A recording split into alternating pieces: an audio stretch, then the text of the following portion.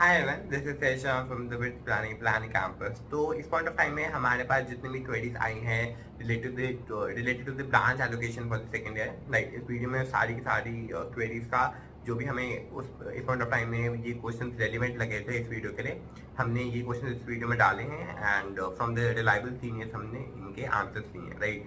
तो आप कंप्लीटली इस वीडियो को रेफर कर सकते हैं फॉर योर डाउट।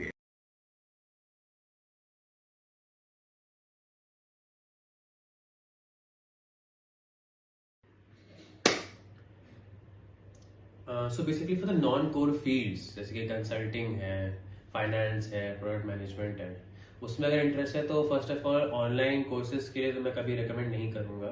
फाइनेंस के लिए तो बिल्कुल नहीं, क्योंकि फाइनेंस तो यहाँ बेस्ड प्लानिंग में काफ़ी अच्छा होता है, काफ़ी अच्छे माइनर आपको मिल जाएगा, क्या कहते हैं फाइनेंस में बहुत अच्छी फैकल्टी है, बहुत अच्छा कोर्स है, यहाँ पे मिलते हैं। सो वैसे फिनमैन हो गया, तो काफ़ी अच्छी अच्छी चीज़ें उसमें आती हैं। प्रोडक्ट मैनेजमेंट या फिर कंसल्टिंग, वैसे कंसल्टिंग स्पेसिफिकली मैं बताऊँ तो यहाँ पे क्लब्स है, जैसे इफ्सा है, तो वो काफ़ी अच्छे क्लब्स हैं जिसमें क्या कहते हैं 180 DC भी है। सो वो काफ़ी अच्छे क्लब्स हैं यहाँ पे जो आपको कंसल्टिंग में हेल्प करते हैं। वो आपको इंटर्नशिप दिलाएंगे बाहर जाके, लाइक काफ़ी आपको हेल्प मिलती है। एंड प्रोडक्ट मैनेजमेंट में बेसिकली आप अच्छी PS लोगे ना, जैसे प्रोडक्ट मैनेजमेंट में काफ़ी अच्छी PS आती हैं यहाँ पे PS1 आफ्टर सेकेंड ईयर। सो वो काफ़ी बेनिफिशियल होता है, प्लस इंटर्नशिप्स आपको मिल जाती हैं अगर आप खुद से जाके अप्रोच करोगे, लिंक्डइन से जाके देखोगे ना।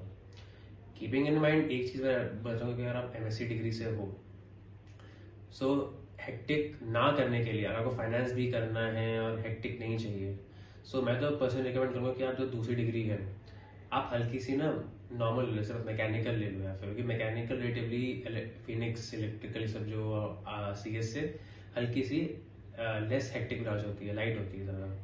सो आप वो लेके आप फिर माइनर कर लो फाइनेंस में, जैसे केमिकल लेके, जैसे मेरे काफ़ी जो दोस्त हैं उन्होंने केमिकल लिया और वो केमिकल मिली सेकंड डिग्री में, लाइक जो सेकंड डुअल डिग्री है, एंड फिर अभी वो माइनर इन फाइनेंस कर रहे हो, काफ़ी अच्छा कर रहे हैं वो minor in finance. So basically you can do this also, like summer term ले सकते हो तुम यहाँ पे ओपेल अपना पूरा करने के लिए, लाइक अपना माइनर करने के लिए फाइनेंस में। सो या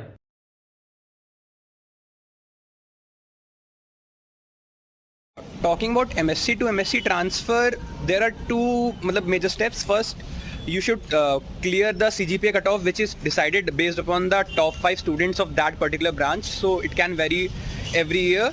And the second one is you have to write a small write-up, which is similar to a SOP, a statement of purpose, for the reason you are trying to switch your majors. So you have to write your interest, your future perspective, why you are interested in that branch and something like that. Just go on internet, search what a statement of purpose is and how to write something for switching majors, and write it in a bit of Bitsian perspective regarding our college.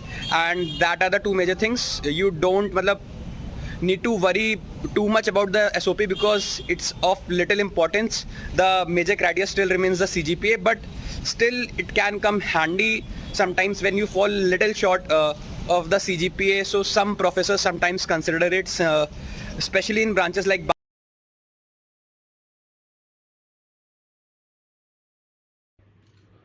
Basically जैसे क्या कहते हैं, तुम्हें अगर IT में interest है, जैसे कि मेरे को है, क्योंकि मेरे को थोड़ी कोडिंग अच्छी लगती है। सो अगर तुम्हें ऑनलाइन कोर्सेज के लिए लेना है, so basically the first thing है तुम्हें टाइम मैनेजमेंट थोड़ा अच्छा आना चाहिए।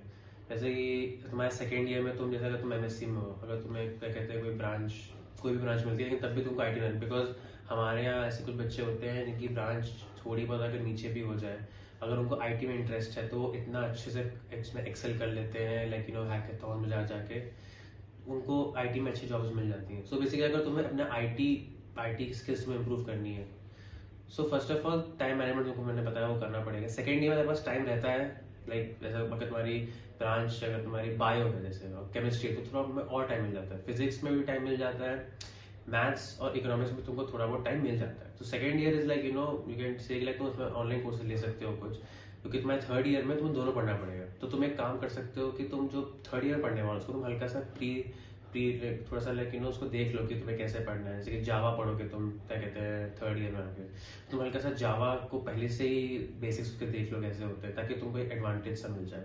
क्योंकि तुम्हें फोर्थ ईयर में आता है तो तुम्हें प्लेसमेंट की बातें शुरू हो जाएंगी, तब तुम्हारे पास टाइम नहीं रहेगा।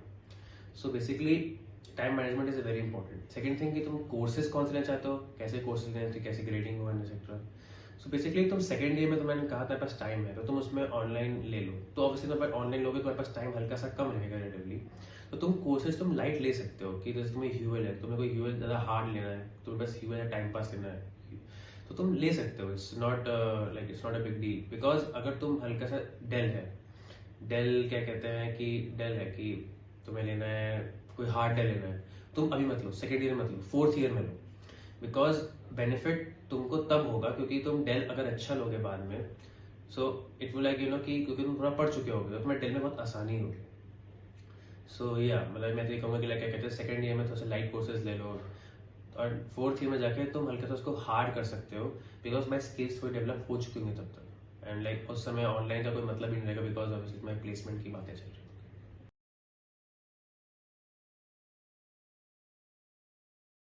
I don't think that it's something you should worry right now about, because your exams are over now, you gave your best and there is nothing you can do about it now.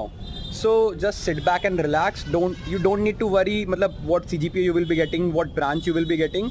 So still I can understand that maths is a tricky branch and Phoenix can be a bit demanding sometimes, because you have to get up every morning at 8 AM almost every day to attend the tutorials.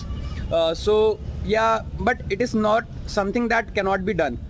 Your seniors have been doing it for the past few years, and half your batch will be getting Phoenix and they will be doing it. So if you try, you can also do it very well. You can score good marks in that. You just need to be a little focused, a little diligent and disciplined. You can do great. It's a myth that it is very difficult and impossible to do. So if you are getting Phoenix with a maths, don't worry about it. Just go for it and enjoy your college. So thanks एवन, I hope कि आपको ये video relevant लगी होगी और आपके जितने भी डाउट्स हैं पॉइंट ऑफ टाइम में वो सारे के सारे डाउट्स क्लियर हो चुके होंगे। पर फिर भी आपको कोई भी डाउट ना क्वेरी आपके माइंड में है तो आप डेफिनेटली कमेंट सेक्शन में एंड डिस्क्रिप्शन बॉक्स में सीनियर्स के नंबर है, आप डेफिनेटली उनको कॉन्टैक्ट कर सकते हैं। जो भी आपके डाउट्स हैं आप उनको एड्रेस कर सकते हैं, राइट। सो